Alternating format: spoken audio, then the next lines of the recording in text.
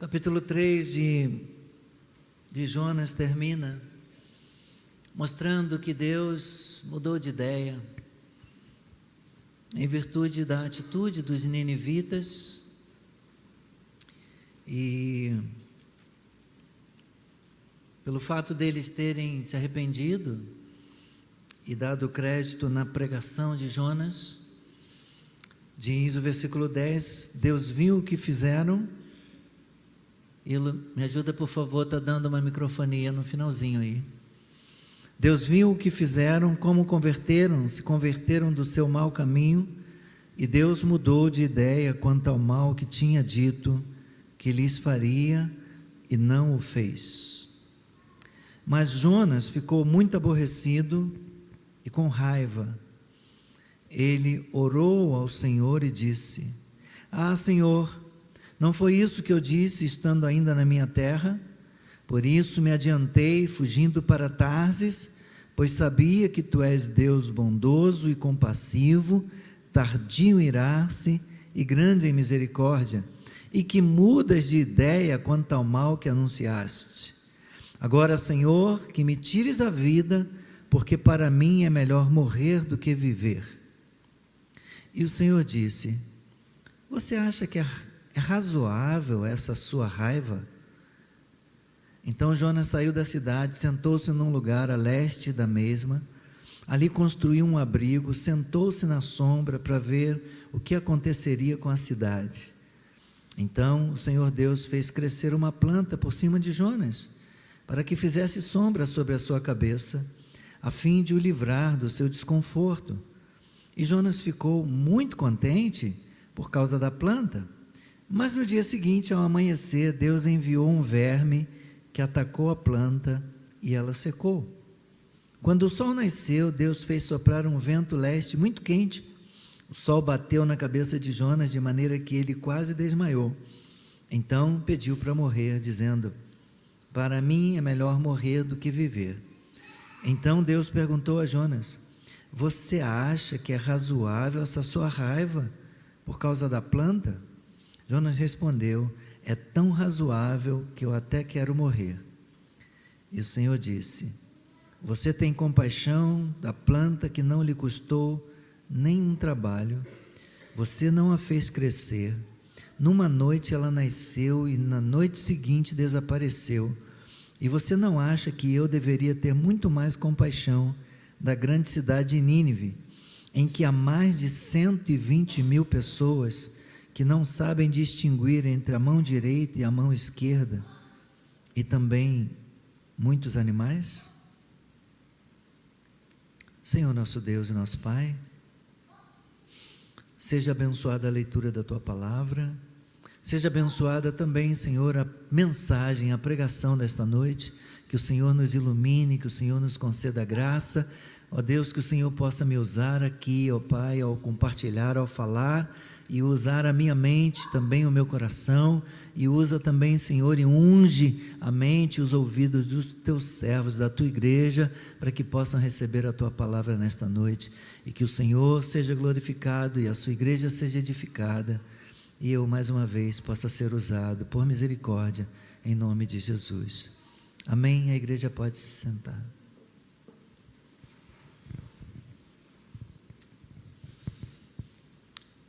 São 5 semanas, meus irmãos, que a gente tem separado aí para o estudo do livro de Jonas, e ao longo dessas 5 semanas de estudo, eu tenho mantido comigo a minha Bíblia aberta, um comentário bíblico, uma Bíblia de estudo, e 2 livros sobre Jonas: A Compaixão de Deus, de Augusto Nicodemos, da editora Vida Nova, e Jonas, o missionário bem-sucedido que fracassou, de Stuart Olyott, da editora Fiel. E eu queria encorajar você vai ser edificado com certeza por essas leituras. Eu não aproveitei nem 10% do conteúdo deles, então não vai comprometer a sua leitura. Eu creio que você vai gostar, tá bom? Vale a pena a leitura. Vamos tentar relembrar rapidamente algumas coisas. No capítulo 1, nós vemos Jonas, o profeta, virando as costas para Deus em sinal de desobediência à ordem dada por ele para ir a Nínive clamar contra sua maldade, contra sua malícia. Por essa razão, Jonas, ele acaba não sabendo o que Deus quer que ele saiba. Com frequência, nós também, meus irmãos, não sabemos. Deus opera onde nós não esperamos que Ele opere. Deus não diz o que nós esperamos que Ele diga. E Deus governa todas as coisas, desde um joguinho de dado, um simples joguinho de dado, ou de dominó, às vezes brincando em casa com o marido, brincando com os filhos. Deus controla até a sorte que cai no númerozinho lá do dado, como Deus controla cada partícula de poeira na atmosfera. Já citamos aqui o John Piper, ele fala a respeito disso, cada grão de pó, né? Que quando a gente está varrendo a casa e a luz do sol entra na casa, a gente vê, né? A vassoura levanta poeira e a gente vê aquele grãozinho no facho de luz. Deus controla também cada grão de poeira. Deus controla nossas conversas, Deus controla nossas causas na justiça, Deus controla a nossa saúde, Deus está no controle de todas as coisas, Ele governa sobre tudo. Você crê nisso? Amém. E é isso que a gente aprende no capítulo 1, que Deus é quem está no controle, na expectativa de que Jonas o obedeça. Deus está conduzindo os eventos ali, né? Ah, você não vai não? Então tá bom. Então Deus manda um vento, Deus levanta uma tempestade no mar, Deus usa os marinheiros lá, os fenícios no barco, Deus usa o peixe, Ele joga um Jonas no mar. É Deus que está conduzindo, é Deus que está controlando todas as coisas lá. O capítulo 2 mostra Jonas orando. Nós também somos encontrados orando muitas vezes na nossa vida, talvez não tanto quanto deveríamos, talvez não tanto quanto precisaríamos, mas há muitas causas, há muitas situações que nos põem de joelhos. O que te põe de joelhos? O apóstolo Paulo escreve em uma das suas cartas, ele diz: por esta causa me ponho de joelhos. Havia situações, havia causas que colocavam o apóstolo, o grande apóstolo Paulo, o maior teólogo da história da igreja, havia situações que o colocavam de joelhos. Você ora espontaneamente? Você ora com antecipação pela família, pelos filhos, pela esposa, pelo marido? Ou você espera as crises? Você precisa de motivação como Jonas? Você precisa que o calo aperte, que uma situação fique difícil para orar? Jesus disse: orais para que vocês não entrem em tentação, porque o espírito na verdade está pronto, mas a carne é fraca. Jonas só orou depois da crise, quando ele foi parar no fundo do mar e depois de estar no ventre do peixe. Capítulo 1, versículos 15 e versículo 17. Mas independentemente da motivação, a verdade é que o capítulo 2 nos mostra, nos apresenta Jonas orando ao Senhor e admitindo que a salvação não está no seu controle. A salvação pertence a Deus, pertence ao Senhor. O capítulo 3 apresenta Jonas, pondo-se de pé, se levantando para obedecer a Deus e para ir pregar aonde Deus mandou, e a mensagem, exatamente a mensagem que Deus ordenou. E mostra Jonas vendo o maior despertamento espiritual da história, com centenas de milhares de convertidos, 120 mil pessoas, fora aquelas crianças, fora aquelas que não tinham entendimento para compreender, para discernir entre mão direita e mão esquerda, como a narrativa nos mostra. Então Então, no capítulo 3 e no versículo 10, neste último versículo, nós destacamos que Deus mudou a decisão que tinha tomado de destruir a cidade e o povo depois de ver o arrependimento demonstrado por eles. E aí, na semana passada, se não me falha a memória, eu disse que voltaria a falar nesse versículo 10 a respeito dessa expressão, Deus mudou de ideia. Nós lemos isso no início, né? Deus viu o que fizeram, como se converteram do seu mau caminho, e Deus mudou de ideia quanto ao mal que tinha dito lhes faria e não o fez. E o verbo aqui em português, ele transmite essa ideia. Algumas traduções dizem arrependeu-se, né? Deus se arrependeu, arrependeu-se o Senhor quanto ao mal, a respeito do mal que ele tinha dito que faria. A nossa NAA, ela já fala naquilo que eu penso, né? E alguns comentaristas, que é a melhor tradução, mudar de ideia. Deus mudou de ideia, porque a palavra no original, ela traz exatamente essa conotação da ideia de uma mudança de atitude, de uma mudança de comportamento. O verbo arrepender-se no hebraico, ele refere-se a uma decisão de agir de um outro modo, não implicando necessariamente que a primeira ação seja inferior à segunda. Então, a expressão desistiu ou mudou de ideia, ela transmite melhor o significado do verbo original no hebraico. A Bíblia é praticamente toda escrita usando recursos linguísticos para facilitar a compreensão humana daquilo que nela está escrito. E alguns desses recursos, eu já falei isso aqui, eles são chamados de antropomorfismo. Antropos, homem, morfê, forma. Antropomorfismo. E antropopatismo, antropos, homem, e patos, sentimento. Então, quando esses recursos são usados na Bíblia, essas linguagens antropomórfica e antropopática, elas querem nos trazer uma compreensão melhor a respeito da pessoa de Deus, do que Deus faz, do que Deus fala e de como Deus age. Então, por exemplo, às vezes nós vemos, né, falando a respeito das mãos de Deus. Nós vamos usar aqui um texto bíblico que vai falar disso.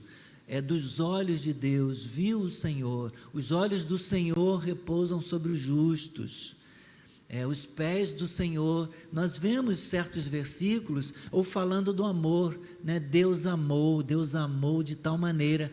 Essas expressões de sentimento, de zelo, de cuidado, ou que mostram Deus com um aspecto físico, elas têm um propósito de nos ajudar a compreender. Então, por exemplo, Gênesis 8, 21, nós temos um exemplo de antropomorfismo.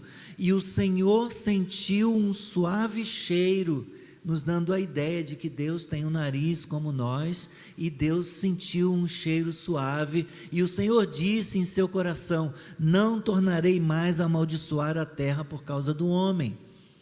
1 Pedro, no capítulo 5, no versículo 6, diz assim: humilhai-vos, pois, debaixo da potente mão de Deus, para que a seu tempo vos exalte.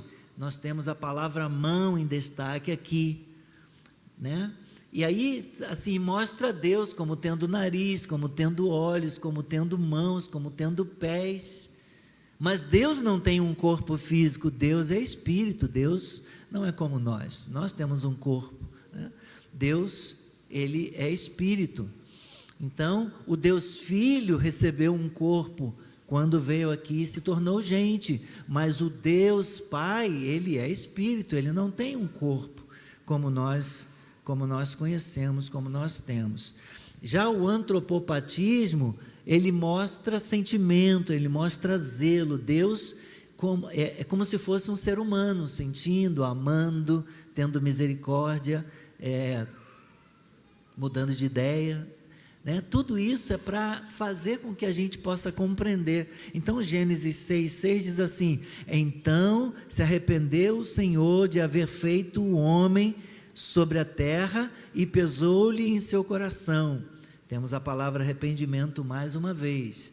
Deus não é homem para que minta, nem filho do homem para que se arrependa, né? Todas essas palavras, elas querem nos ajudar a compreender a pessoa de Deus, compreender a palavra de Deus, mas nós não podemos nos esquecer de que Deus não é como nós. 1 João capítulo 4, versículo 8 diz assim: aquele que não ama não conhece a Deus, porque Deus é amor. Deus é amor, Deus ama, mas Ele não é igual a nós. Nós não podemos querer igualar Deus a nós, da mesma maneira que nós não podemos nos igualar a Deus. O problema do uso exagerado desses recursos linguísticos está exatamente no perigo de querermos humanizar Deus. Deus transcende, meus irmãos. Deus é muito maior do que o ser humano. Muito maior do que o ser humano. Nós não podemos humanizar Deus achando que somos iguais a Ele, ou que Ele é como nós. Deus se fez como nós apenas com o propósito de vir nos resgatar do pecado. Mas Deus é santo, não há pecado em Deus. Deus não pode mentir. Deus é separado. Então, Ele se tornou como um de nós, quando o seu Filho veio a este mundo, para que Ele pudesse nos representar. Ao morrer na cruz, Ele pudesse oferecer um sacrifício substitutivo. Mas Deus não é homem, Deus não é como um ser humano.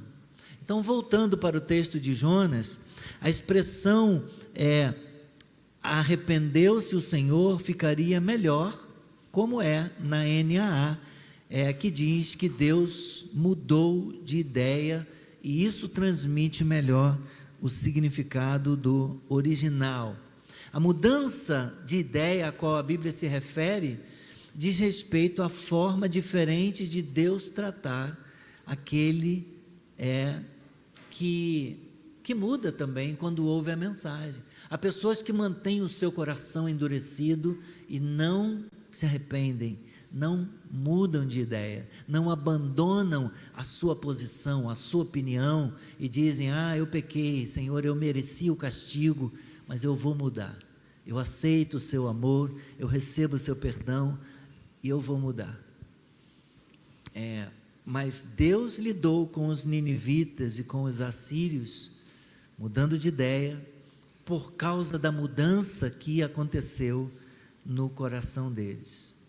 Jeremias, no capítulo 18, versículos 7 a 8, diz assim: no momento em que eu falar acerca de uma nação, de um reino, para o arrancar, derribar e destruir, se a tal nação se converter, abra por favor,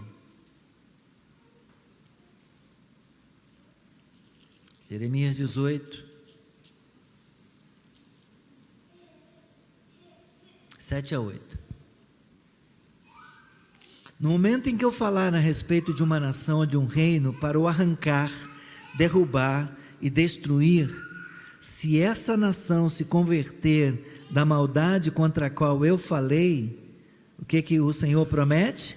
Também eu mudarei de ideia a respeito do mal que pensava fazer-lhe.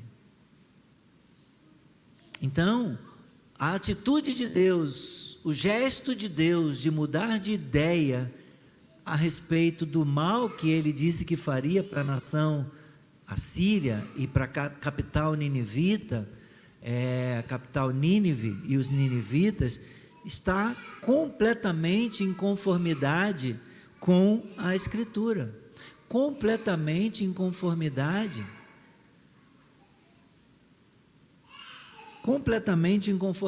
com a profecia do Senhor aí no livro do profeta Jeremias.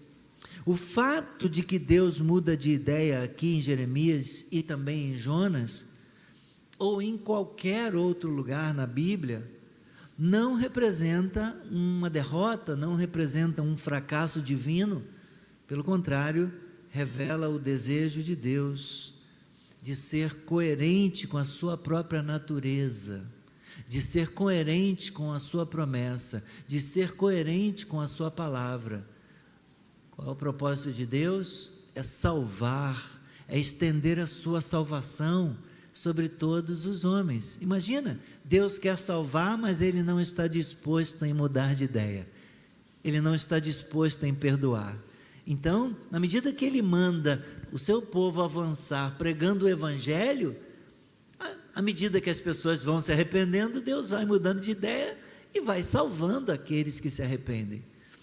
Então, não há nenhum problema com o fato de Deus mudar de ideia. Rapidamente, hoje capítulo 4, a gente vai ter a oportunidade de falar da ira de Jonas, contrastando a ira de Jonas e a misericórdia de Deus. É isso que a gente vê no capítulo 4. Esse capítulo contrasta de forma marcante a alegria de Jonas com o seu próprio salvamento, quando Deus o livrou lá no capítulo 1, 17 até o 2, 10. E vemos Jonas agradecido a Deus, louvando o Senhor pelo seu agir. Mas aqui no capítulo 4 nós vemos Jonas murmurando, porque Deus está salvando outros. Porque Deus está contrariando o coração do profeta. E como que Jonas mostra um pouquinho da nossa humanidade, da nossa pecaminosidade? Os versículos finais do capítulo 3, versículos 9 e 10, contrastam-se com a expressão desgostou-se Jonas extremamente e ficou irado, do capítulo 4, versículo 1. Voltemos lá para Jonas, por favor, se você ainda não o fez. Versículos 9 e 10, quem sabe, talvez Deus se volte e mude de ideia, e então se afaste do furor da sua ira, para que não pereçamos. O que acontece? Deus viu o que fizeram, como se converteram do seu mau caminho, e Deus mudou de ideia, de fato, como era a expectativa do rei, quanto ao mal que tinha dito que lhes faria, e não o fez. Mas isso aborreceu, isso desagradou Jonas. Ele ficou desapontado, ele ficou aborrecido e ele ficou com raiva.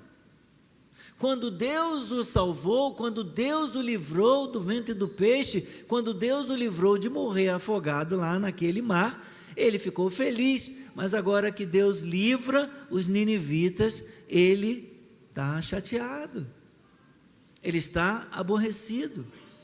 E esse contraste, meus irmãos, ele cria o clima para a sessão final do livro. Em suas atitudes diante dos ninivitas, Deus e Jonas estão em lados completamente opostos. Enquanto Deus se afasta da sua ira, no capítulo 3, no versículo 9, Jonas se aproxima e se agarra à sua ira, no capítulo 4, no versículo 1. E toda essa sessão, ela se caracteriza por um profundo abismo entre Deus, a sua misericórdia, e Jonas com a sua ira. Deus está tendo misericórdia, demonstrando compaixão, e Jonas está irado e com sangue nos olhos, querendo que os ninivitas fossem destruídos. A breve oração de Jonas finalmente fornece o motivo pelo qual ele teria fugido do chamado divino. Versículos 2 e 3, ele orou ao Senhor e disse: Senhor, não foi isso que eu disse estando ainda na minha terra? Por isso me adiantei, fugindo para Tarsis, pois eu sabia que tu és Deus bondoso e compassivo, tardio em irar-se e grande em misericórdia, e que mudas de ideia quanto ao mal que anunciaste. E ainda faz uma confissão de culpa. Ele sabe que Deus é bom, ele sabe que Deus se arrepende, ele sabe que Deus perdoa e que Deus compadece, e é isso que ele vai fazer se alguém se compadecer. Então ele foge e fala: eu não vou pregar. Gravíssima a confissão de culpa dele, né? Então observe como a oração de Jonas, ela se concentra em grande parte nele mesmo. Os pronomes eu, minha e me, eles ocorrem 9 vezes nos versículos 2 e 3. Não foi isso que eu disse, estando na minha terra, por isso me adiantei, fugindo para Tarsis, pois sabia que tu és Deus bondoso e compassivo, tardio em irar-se, grande em misericórdia, e que mudas de ideia quanto ao mal que anunciaste. Muito egoísmo, muito egoísmo. No versículo 3, então, Jonas pede a morte. Agora, Senhor, eu peço que me tires a vida, porque para mim é melhor morrer do que viver. É muito egocentrismo, é ovelhinha de porcelana. Qualquer coisinha cai, qualquer coisinha quebra. É muita fragilidade emocional por causa do seu egoísmo. E frequentemente, meus irmãos, nós vemos pessoas ficarem deprimidas e pedirem a morte por causa de fracasso. Mas eu acho que não existe na literatura ninguém que tenha pedido a morte por causa de sucesso. Já imaginou? Eu quero morrer, eu vou pular da ponte, porque a minha empresa está vendendo muito, a minha empresa está indo de vento e popa. Desde que eu inaugurei a minha empresa, eu já abri 20 filiais e eu estou enriquecendo, e agora, por causa disso, porque eu estou tendo muito sucesso, eu quero morrer. Porque ele está pedindo a morte, depois de Deus mandar ele pregar, ele vai pregar, e centenas de milhares de pessoas se convertem à pregação dele. Queria eu ter centenas de milhares de pessoas me ouvindo pregar. Queria eu que cada vez que eu reúno, que eu me encontro com a igreja, eu pregasse e as pessoas viessem à frente se arrependendo, entregando suas vidas para Jesus. Não, ele quer morrer. A minha vida é boa demais, está tudo dando tão certo. Desde que eu entrei na minha empresa, eu só fui promovido, eu prosperei, o meu salário multiplicou mais de 10 vezes, e por causa disso, e por causa desse sucesso, Senhor, me tira a vida, porque isso não está certo.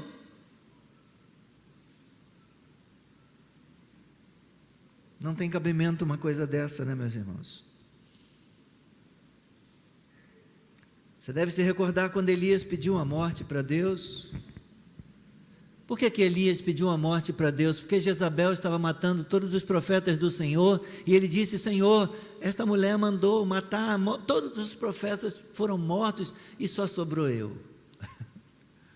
Então agora eu quero a morte. Deus falou: está enganado, ainda tem 7.000 que não se dobraram a Baal. Você está errado, então vou logo desconstruir a tua narrativa, já abandona essa ideia de morrer, porque você não é o único, tem um remanescente fiel.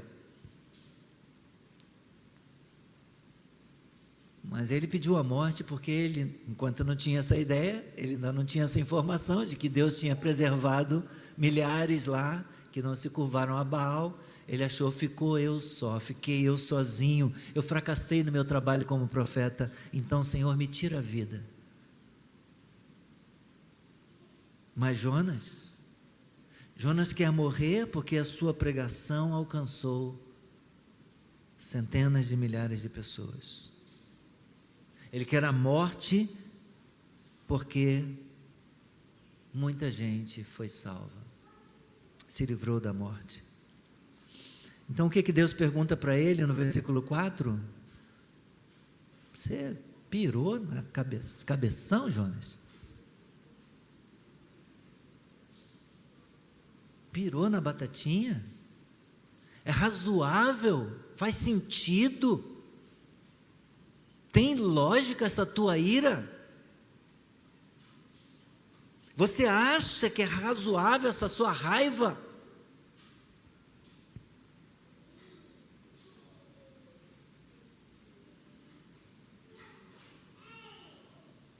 Algumas verdades, meus irmãos, que a gente pode aprender nesse versículo 4. Deus não é como nós.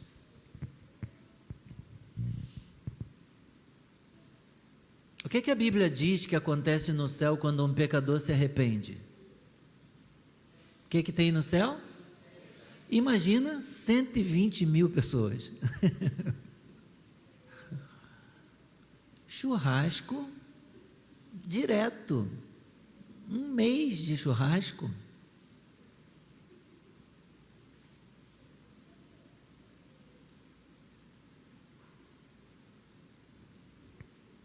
Deus se deleita quando pecadores se arrependem, quando pessoas estão abandonando as trevas e voltando para a luz, quando pessoas, lembra que a gente falou da metanoia, essa coisa do arrependimento, é você está indo numa direção e você muda radicalmente de direção, né? E então você se volta para Deus, você deixa as trevas e se volta para a luz. Você deixa o pecado e você se volta para uma vida separada, para uma vida de santidade. Você deixa uma vida na perdição e você recebe o perdão e a salvação de Deus. E Deus se alegra com isso, e Deus celebra que pessoas estejam voltando-se para Ele. Jonas sabe disso, Jonas confessa isso, ele diz que Deus é tardio em irar-se e é grande em clemência, Ele é grande em misericórdia, Ele é grande em benignidade, mas enquanto Deus está assim, demonstrando a sua benignidade, a sua misericórdia, a sua compaixão, de modo grandioso, Jonas está irado, porque Deus mostrou o que Ele é, porque Deus revelou-se como Ele de fato é. Jonas está chateado, Jonas está contrariado com isso. Então o problema não é com Deus, o problema é com Jonas. E qual é o problema de Jonas? Ele está irado porque Deus não é como ele. Ele está irado porque Deus se alegra, porque Deus celebra, porque Deus está feliz. Mas ele está irado. E então ele vem com essa conversa, essa história de me tira a vida porque é melhor eu morrer. Mas lá no capítulo 2, ele não mostrou gratidão por Deus ter o livrado da morte? Ele não orou a Deus? Você lembra como que ele orou no capítulo 2? Veja o que ele diz: na minha angústia clamei ao Senhor, logo no início do capítulo 2, Jonas do ventre do peixe orou ao Senhor e disse: na minha angústia clamei ao Senhor e Ele me respondeu, do ventre do abismo gritei, tu ouviste a minha voz, pois me lançaste nas profundezas, no coração dos mares, a corrente das águas me cercou. Então eu disse no versículo 4, estou excluído da tua presença. 5, as águas me cercaram até a alma, as algas se enrolaram na minha cabeça, desci até os fundamentos. Versículo 7, quando dentro de mim desfalecia a minha alma, eu me lembrei do Senhor, subiu a ti a minha oração, no teu santo templo.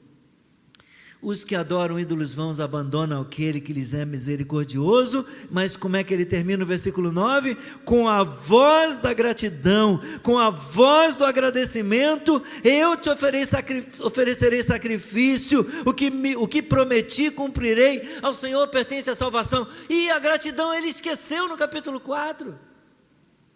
Ele esqueceu da voz da gratidão, ele esqueceu do grande livramento que Deus lhe deu e da grande salvação que Deus operou na vida dele. Ele esqueceu a misericórdia que o Senhor teve dele mesmo e ele agora não quer que Deus tenha misericórdia dos outros.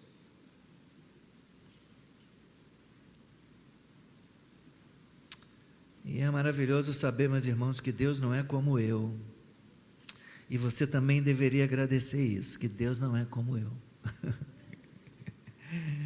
Que Deus é muito bom e é bom o tempo todo. Eu não sou bom o tempo todo, às vezes eu sou mau.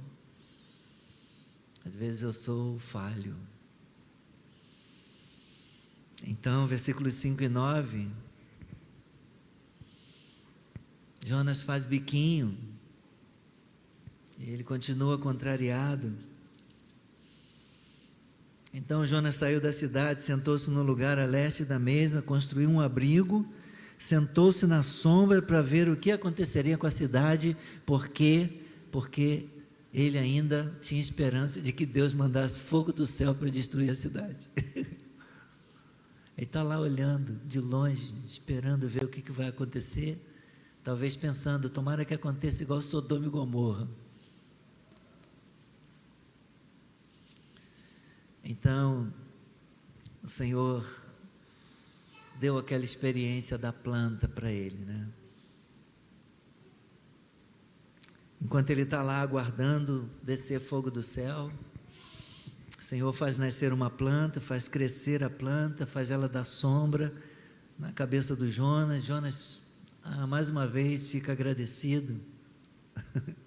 Com a voz da gratidão, deve ter cantado o louvor de novo. Senhor, obrigado por essa sombrinha. Deus mandou um ventinho, primeiro um ventinho legal, mas no dia seguinte o Senhor fez um verme comer a planta, e ela morreu. E Jonas ficou irado outra vez. Versículo 8.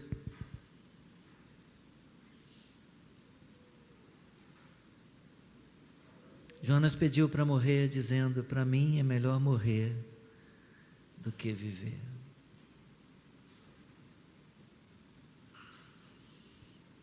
Jonas fica irado porque Deus perdoa pecadores e quer morrer. Jonas fica irado porque Deus tira o seu conforto e quer morrer. E Deus diz simplesmente, Deus repete para ele no versículo 9: está certo isso? Faz sentido? É razoável essa tua ira por causa da planta? E ele ainda tem coragem de responder para Deus: sim, é razoável essa ira. Eu estou com ódio mortal, até a morte. É tão razoável que até quero morrer.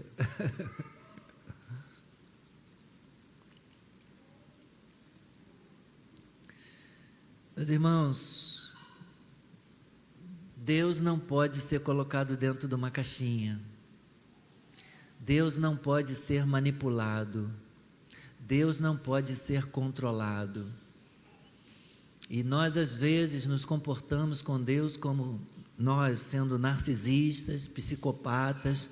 Nós queremos controlar Deus emocionalmente, nós queremos que Deus haja, nós criamos um Deus segundo a nossa imagem e semelhança, e nós queremos que esse Deus seja o que nós queremos que Ele seja. Quando nós estamos irados, nós queremos que Deus fique irado também. Quando a gente está a ponto de querer matar alguém, nós queremos que Deus esteja a ponto de matar alguém também. Ainda bem que Deus não é como nós. Alguém precisa ter o controle aqui nessa situação. Ainda bem que Deus Ele não se deixa moldar. Ele não se deixa controlar, irmãos. Graças a Deus. Já vamos terminar. Jonas estava furioso porque Deus não destruiu Nínive. Ele queria que Deus destruísse os ninivitas, mas Deus não destruiu. Então ele queria que Deus não destruísse a planta, mas Deus destruiu. Deus não destrói isso, ele fica furioso. Deus destrói aquilo e ele também fica furioso. O problema é com o egoísmo de Jonas. E é isso que Deus está mostrando para ele. E é isso que Deus na sua palavra está mostrando para nós também. Deus vê o que nós não vemos, Deus vê aonde nós não alcançamos. Versículos 10 e 11. E o Senhor disse: você tem compaixão da planta que não lhe custou nenhum trabalho, você não a fez crescer, numa noite ela nasceu, e na noite seguinte desapareceu. E você não acha que eu deveria ter muito mais compaixão da grande cidade de Nínive, em que há mais de 120.000 pessoas que não sabem distinguir entre a mão direita e a mão esquerda, e também muitos animais? Na verdade, esse número extrapola e muito, né? Porque se forem 120.000 pessoas só não alfabetizadas, só as que não sabem discernir entre a mão direita e a mão esquerda, então é muito mais do que isso, se incluirmos os adultos e os alfabetizados. Então, meus irmãos, uma terceira coisa: Deus vê o que nós não vemos. Eu e você estamos nos importando com plantas, mas Deus se importa com gente.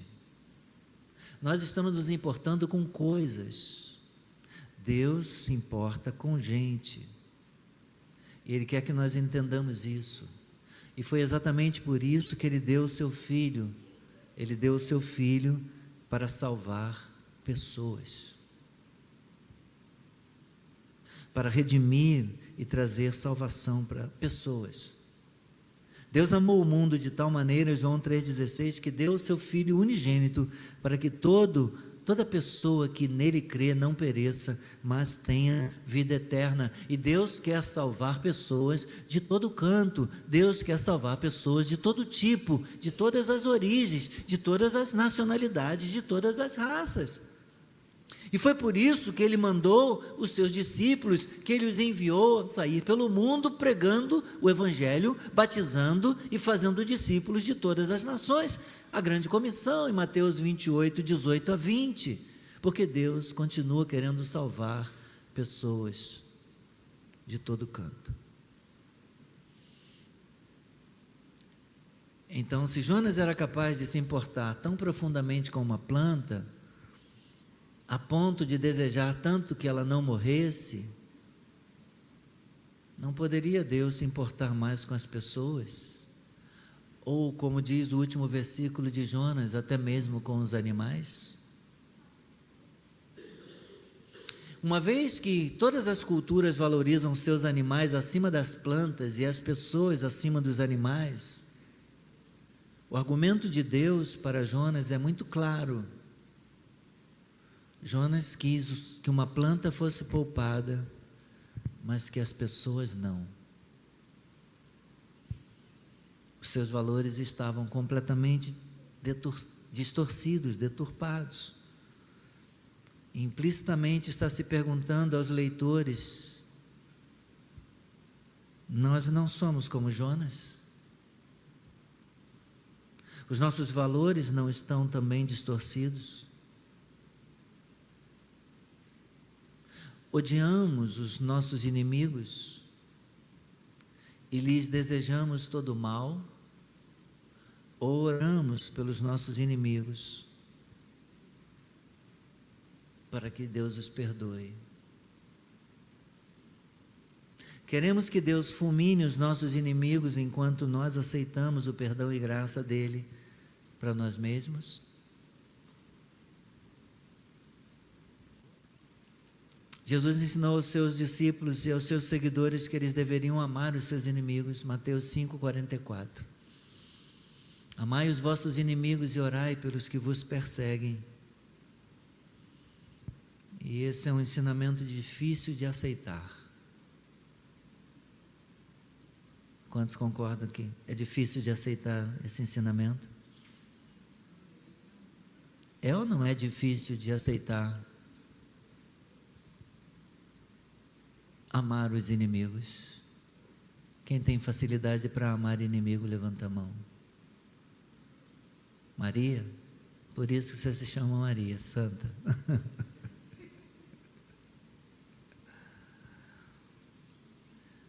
Ainda bem que eu não sou seu inimigo. Se fosse, eu poderia ter isso provado, né? Eu poderia provar isso, mas eu prefiro não ser seu inimigo, Maria. Mas embora seja, meus irmãos, Mateus 5,44, um ensinamento difícil de aceitar, não pode ser desobedecido. Amai os vossos inimigos e orai pelos que vos perseguem.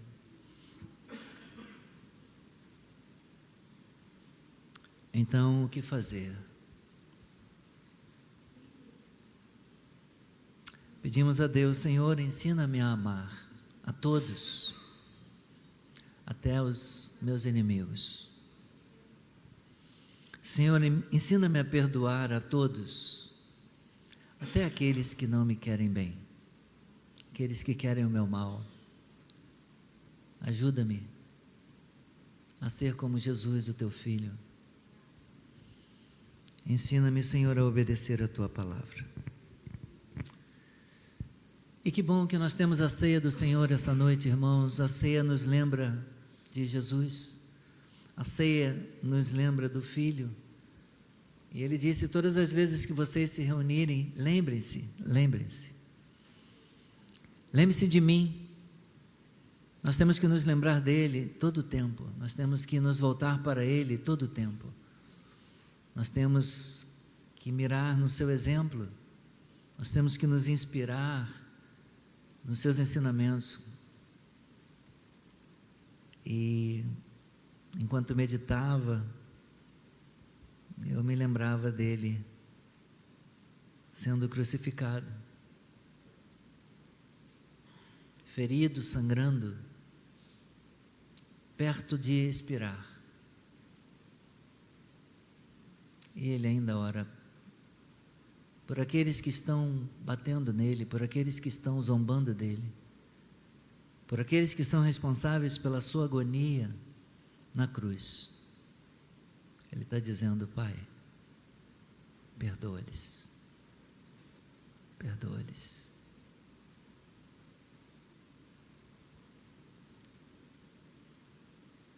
Eu preciso ser mais parecido com meu Salvador. Eu preciso aprender mais dele. E você?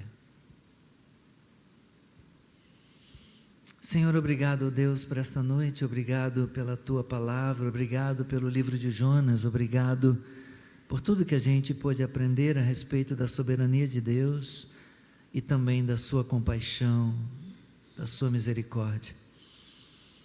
Ó Senhor, nós começamos, se não me falha a memória, nós começamos a estudar esse livro e tivemos uma ceia anterior a essa, e estamos encerrando, Senhor, aqui nossas considerações nesse texto, mais uma vez, com a ceia que nos coloca de joelhos perante a Ti, como pecadores que somos, como pessoas que precisam e que carecem do Teu perdão. Senhor, perdoa-me, perdoa-me. Limpa o meu coração, Senhor.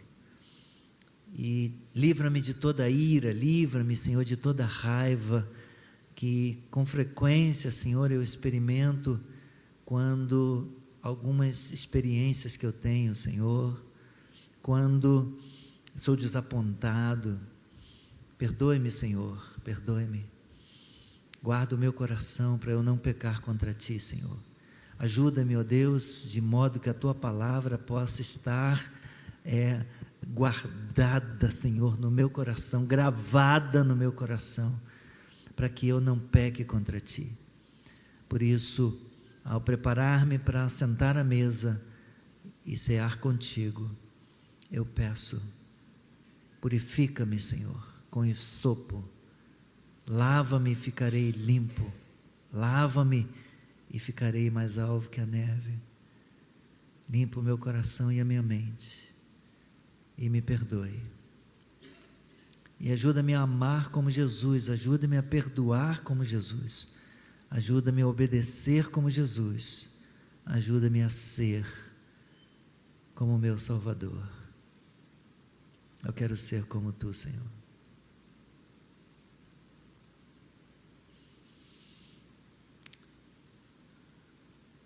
Em teu nome nós oramos. Senhor, eu quero ser como tu. Senhor, eu quero ser como tu. Eu quero ser um vaso que tu possas usar. Senhor, eu quero ser como tu.